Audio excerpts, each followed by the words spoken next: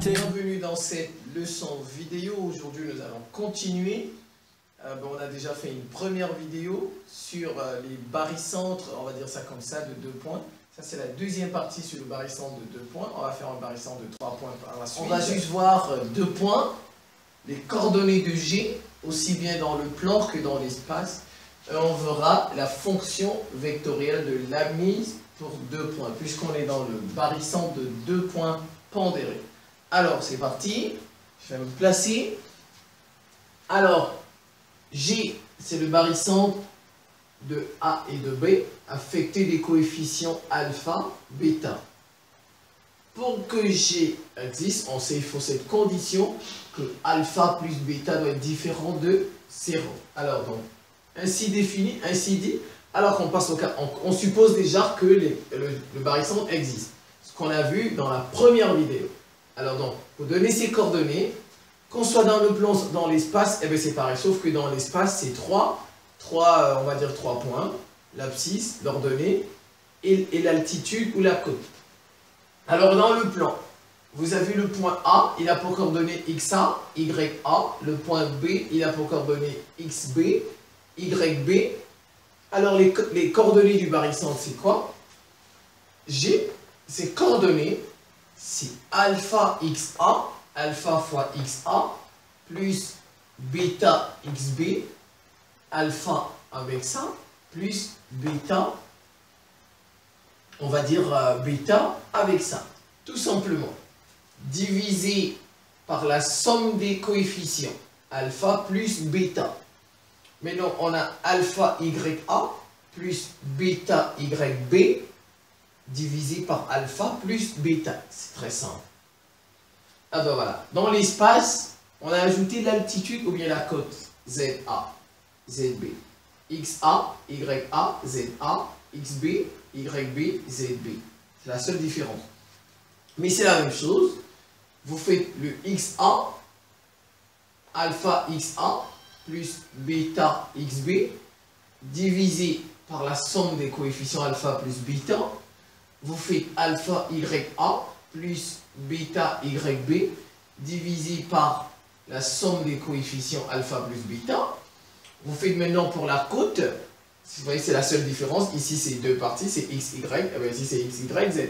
Donc alpha ZA plus bêta ZB divisé par alpha plus bêta. C'est très simple. Alors, je vais prendre un exemple dans le plan, mais si jamais on vous donne un exemple dans l'espace, c'est simple. Donc, c'est parce que je n'ai pas suffisamment de place que je prends un exemple dans le plan, parce que c'est court. Alors, on donne A pour coordonnées moins 1, 2, B pour coordonnées 3, moins 2. On me demande de trouver les coordonnées de G. Coordonnées de G. Donc, G, c'est le barycentre de A, moins 3, B2, affecté, on va dire, des coefficients. Je fais la somme des coefficients, moins 3 plus 2, ça fait moins 1. C'est différent de 0, donc le barycentre, donc G existe et on peut trouver ses coordonnées. Alors ici, on ne m'a pas demandé de construire, on me demande tout simplement de trouver ses coordonnées. Et j'applique ma formule que vous voyez ici, je vais me placer de l'autre côté. Voilà, c'est alpha moins 3 x de A. Vous regardez là-bas, x de A, c'est moins 1. Plus bêta, x de B. X de B, c'est 3. Divisé par la somme des coefficients, ah ben moins 3 plus 2, c'est tout. On passe à celui-là, c'est alpha fois y de B. Y de A, autant pour moi, c'est 2, plus bêta, c'est 2, fois y de B. Y de B, ah ben c'est moins 2.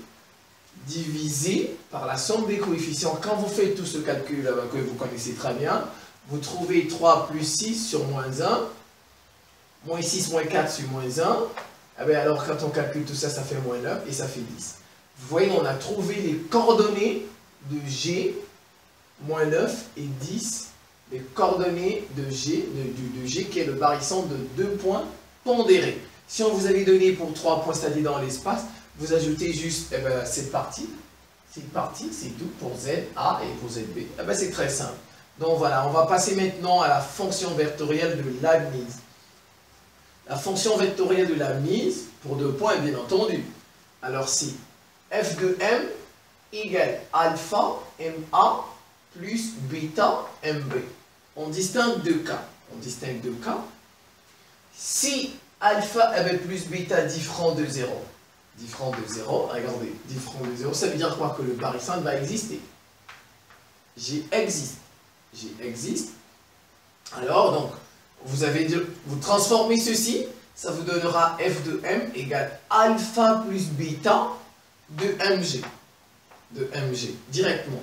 Avec G c'est le barycentre de AB avec les coefficients alpha, bêta. Maintenant, si vous faites la somme des coefficients, vous trouvez 0. On le sait, quand on trouve 0 dans la somme des G n'existe pas, le barycentre n'existe pas, et la fonction vectorielle de l'admise, elle s'écrit de cette façon, f de m égale moins alpha vecteur AB. Moins alpha vecteur AB. Comment on va dire ça? On dit f est le vecteur constant et f est indépendante de m. Ça veut dire qu'il n'y a pas m dans son écriture. M est indépendante. Quand on dit on est indépendant, ça veut dire qu'on ne compte pas sur telle personne. Ah ben voilà. Donc on dit que ça veut dire que m n'est pas dans cette écriture. Mais c'est f de m qui est égal à moins alpha AB. Il n'y a pas m là-dedans. Donc voilà les 2 cas. Quand c'est différent de 0 et quand c'est égal à 0. Donc on va appliquer tout ceci. On me demande de chercher la fonction vectorielle. C'est ça la question. De rechercher la fonction vectorielle. Je ne l'ai pas écrite parce que je n'ai pas suffisamment de place. Donc, fonction vectorielle. On m'a donné ce système. On donne A1, A, c'est le point affecté du coefficient 1. B, c'est le point affecté du coefficient 1. Et bien voilà. Je fais ma formule. F de m égale alpha ma plus bêta mb. J'applique ma formule tout simplement. Alors, donc, je fais d'abord la somme des coefficients. Je vais vérifier. Parce qu'on nous a dit il y a 2 cas. Somme des coefficients. Je ne sais pas laquelle. Est-ce que je vais trouver ça? Ou bien est-ce que je vais trouver ça? Et bien voilà, c'est ça. Je fais la somme des coefficients. J'ai fait 1 plus 1 égale 2. C'est différent de 0. Différent de 0. Donc, on aura ce cas de figure. Il y aura le barycentre. On aura ce cas de figure. Il y aura le barycentre. Alors, je l'ai fait étape par étape. Donc, ça fait f de m égale 1 ma. 1 ma. Ouais, alpha ici, c'est 1. J'ai fait le 1. J'ai mis ça. Étape par étape. Plus 1 mb. Bêta, c'est 1. Voilà, ça donne quoi? Ma plus mb. Et bien voilà, les vecteurs ma plus le vecteur mb. Alors, je vais introduire G par la relation de Charles. Par la relation de Charles. Regardez, je vais introduire G ici. Je vais introduire G ici, par Charles. Ça fait mg plus ga. Ça, c'est Charles. Et plus mg plus gb. Alors, j'ai introduit. Maintenant, je calcule. Ça fait mg, j'enlève les parenthèses, plus ga, plus mg, plus gb. Gb, je vais bien l'écrire. Ça. Voilà, c'est encore plus gb. Alors, je vais ranger. Donc, ça fait ga plus gb. ga plus gb. ga plus gb. Ça, c'est le barycentre. C'est le barycentre, c'est nul. C'est tout simplement, vous connaissez ça, on a appris ça. On avait dit que si on a, je vais me placer, je sais pas, je vais le faire ici, alpha ga plus bêta gb égale le vecteur nul. On a déjà vu ça dans la vidéo précédente. Ici alpha c'est 1, ici bêta c'est 1. Alors on a le droit de mettre le vecteur nul. Donc ga plus gb, ça vous donne le vecteur nul. Alors il va rester quoi? Il va rester 2mg. Regardez, 1mg plus 1mg, ça fait 2mg. Au final, qu'est-ce qu'on trouve? Fm est égal à 2mg. Qui est égal, regardez, alpha plus bêta mg. Ça veut dire quoi? Ça veut dire quoi? Quand vous trouvez le double, G est le milieu de AB. Normalement, G c'est le barycentre de AB. Donc ben voilà, ici, mais comme on a trouvé le double, et regardez les coefficients, c'est 1, 1, c'est le milieu, c'est l'isobarycentre. Donc, et G est le milieu de AB. Deuxième exemple, voilà le système qu'on m'a donné. A1, B, moins 1, les coefficients, 1 et moins 1. Alors, je fais la somme, on va dire ça comme ça, des coefficients. 1 moins 1, 0. Donc, il n'y a pas de barycentre. Alors, on est dans ce cas de figure. On obtient une relation indépendante de M. Il n'y a pas M dedans. Moins alpha AB. Alors, donc, ça fait MA moins MB. Voilà. Pourquoi moins? Parce que c'est 1 MA. Vous voyez ici, alpha MA plus bêta MB. Mais bêta, c'est moins 1, donc ça devient moins ici. Moins MB. Donc, 1 MA plus moins 1 MB, ça donne MA moins MB. C'est suffisamment grand, vous comprenez ça. Donc, c'est MA moins MB.